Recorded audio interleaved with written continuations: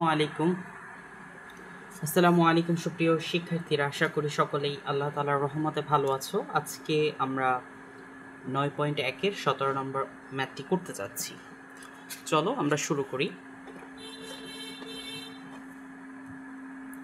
তো দেখো, এখানে দেওয়া হয়েছে বাম পক্ষ সমান সমান ডান পক্ষ, মানে বাম পক্ষে যা আছে তা থেকে আমি ডান পক্ষ প্রমাণ করব।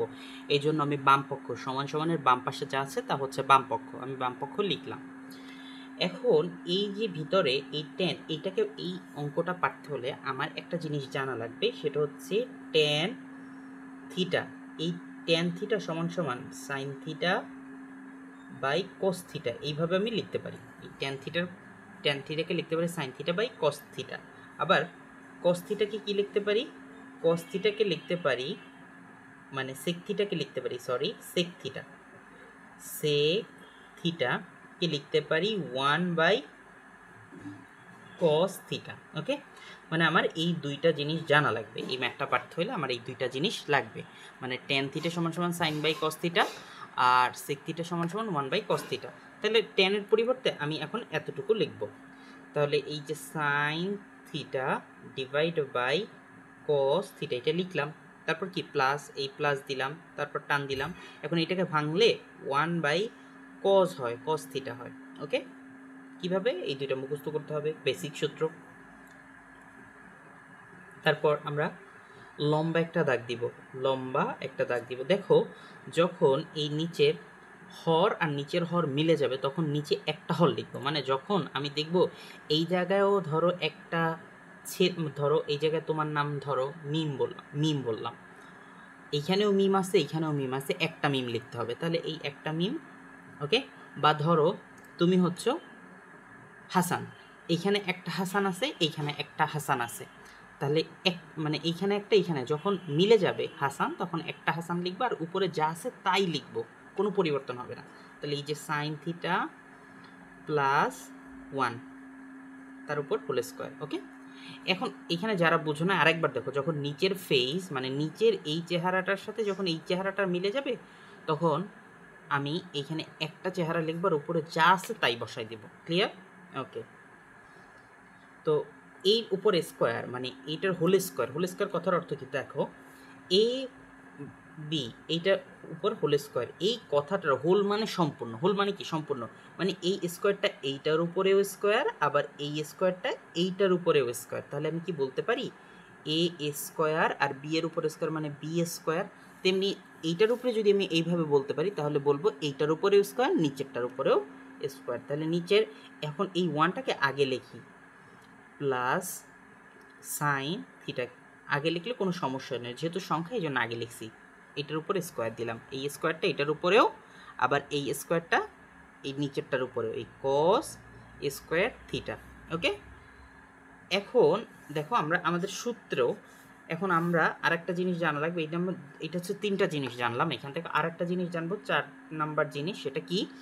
সেটা হচ্ছে এ গুণ এ, এটাকে এ স্কোয়ার লেখা যায়, মানে এই এ স্কোয়ারকে লেখা যায় এ গুণ এ। তেমনি এই সম্পূর্ণটাকে তুমি যদি এ ধরো তাহলে এটাকে লেখা যায় এইটাই গুণ এইটা, 1 + sine theta, 1 + sine theta into 1 + sine theta. এটাকে এরকম ভাঙাই লেখা যায়, এই স্কোয়ারটার পরিবর্তে এইটা দুইবার লেখা যায়। ওকে, লিখলাম। এই কজ স্কোয়ার, এখন 5 নাম্বার, এই যে 5 নাম্বার যে জিনিসটা জানা লাগবে, এই অঙ্কটা জানতে হলে আমার এই কয়টা জিনিস জানতেই হবে, নাহলে আমি অঙ্ক পারবো না। 5 নাম্বার জিনিসটা কি? Sign square theta plus cos square theta সমান সমান 1, এটা হচ্ছে বেসিক সূত্র। এখন আমি এই কসকে রাখবো, কাকে রাখবো? কসকে, মানে কসকে যেতে দেবো না, কসকে ধরে রাখলাম। তাহলে কসের পাশে যে ছিল তাকে আমি অপর সাইডে পাঠাই দিব।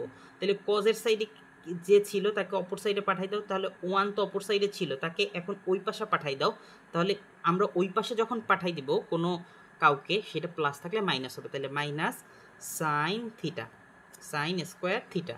আর তাহলে এই কসটা তো এইখানেই আছে, যেটাকে ধরে রাখছি সে তো ওইখানেই থাকবে, এই কস লিখলাম। মানে আমার কথার অর্থ হচ্ছে এই কস স্কোয়ার থিটার পরিবর্তে আমি এতটুক লিখতে পারি। তাহলে আমি কি লিখব? 1 - সাইন স্কোয়ার থিটা। ক্লিয়ার? এখন আমি কি লিখতে পারি? আমি লিখতে পারি 1, এটার পরিবর্তে আমি লিখতে পারি 1, মানে cos স্কোয়ার থিটার পরিবর্তে লিখতে পারি 1 মাইনাস সাইন স্কোয়ার থিটা, সেটাই আমি লিখলাম। এই cos স্কোয়ারের পরিবর্তে লিখতে পারি এতটুকু, আমি এতটুকু লিখলাম। ওকে, এখন এটাকে আমি ব্র্যাকেটে আটকানোর আগে আমরা একটা সূত্র নিতে পারি। কোনটাকে? দেখো তোমরা এই 6 নাম্বার জিনিসটা দেখো, যে আমরা এ স্কোয়ার মাইনাস বি স্কোয়ারের সূত্র জানি কি? এ প্লাস বি ইন্টু এ মাইনাস বি। ওকে, তাহলে আমি এই নিচের এতটুকুকে সূত্রে ফালাইতে পারি। তাহলে আগে উপরেরটুকু আমি লিখি 1 plus sine theta into 1 plus sine theta, এটা লিখলাম। এখন এই 1কে এই 1-এর উপরে স্কোয়ার করতে পারি। 1-এর উপরে স্কোয়ার করলে কিন্তু কোনো ভ্যালুর পরিবর্তন হয় না। কেন ভ্যালুর পরিবর্তন হয় না? আচ্ছা, 1কে আমরা স্কোয়ার করলে দাঁড়ায় 1 গুণ 1, মানে স্কোয়ার কথার অর্থ হচ্ছে যার উপরে স্কোয়ার দিবা তুমি সে 2 বার গুণ, মানে তার মতনই আরেকবার গুণ। ক্লিয়ার? তাহলে 1-এর গুণ যদি 1 করো তাহলে 1 গুণ 1 কি হয়? 1ই হয়। এই জন্য এটার উপরে স্কোয়ার লেখা যায়। কেন স্কোয়ার দিব? কারণ সূত্রে ফালানোর জন্য। তাহলে এ স্কোয়ার দিলাম মাইনাস এইটা হচ্ছে এই বি, এই সাইন থিটাকে এই বি স্কোয়ার দিলাম, মানে এই এতটুককে আমি এ ধরলাম, এতটুককে আমি এ ধরলাম, আর এতটুককে আমি বি ধরলাম। তাহলে এ স্কোয়ার, এই দেখো সূত্রে গেছে, এ স্কোয়ার মাইনাস বি স্কোয়ার। সূত্র কি? এ প্লাস বি ইন্টু এ মাইনাস বি। তুমি এ ধরেছিলে কাকে? 1কে ধরেছিলে। তো আগে নিচে, আগে উপরেরটা উঠাও, তারপর এটা 1 প্লাস সাইন থিটা, উপরে এখানে উপরে যা আছে আমি তাই লিখতেছি, কোনো পরিবর্তন হচ্ছে না। 1 প্লাস সাইন থিটা, আর এই যে এ স্কোয়ার মাইনাস বি স্কোয়ার সূত্র পড়ছে না, দেখছো 1, তাহলে এ স্কোয়ার মাইনাস বি স্কোয়ারের সূত্র কি? এ প্লাস বি। তাহলে তুমি কাকে ধরছো? 1কে, তাহলে 1 প্লাস বি কাকে ধরছো? সাইন থিটাকে, এই সাইন বি গেল ইন্টু, তাহলে তুমি এ মাইনাস বি, তাহলে এই কাকে? 1 মাইনাস বিকে সাইন থিটা। ক্লিয়ার? বোঝা গেছে? এখন উপরে নিচে মিলে গেলে কাটাকাটি যায়, এই একটা কাটা 1 plus sine theta, 1 plus sine theta কাটাকাটি যায়। তো কাটাকাটি গেলে উপরে থাকে 1 প্লাস সাইন থিটা আর নিচে থাকে 1 মাইনাস সাইন থিটা। এইটাই তো আমাদের right hand side, right hand side. অতএব আমরা বলতে পারি left hand side is equal to right hand side. Proved. দেখানো যদি বলে দেখাও, দেখানো হলো বা শোড, আর যদি বলে প্রমাণ করো তাহলে প্রুভড। এই হচ্ছে আমাদের অঙ্ক। ধন্যবাদ সবাইকে। যারা আসলে লাস্ট পর্যন্ত দেখেছো তারা অবশ্যই একটা কমেন্ট করে যাবে।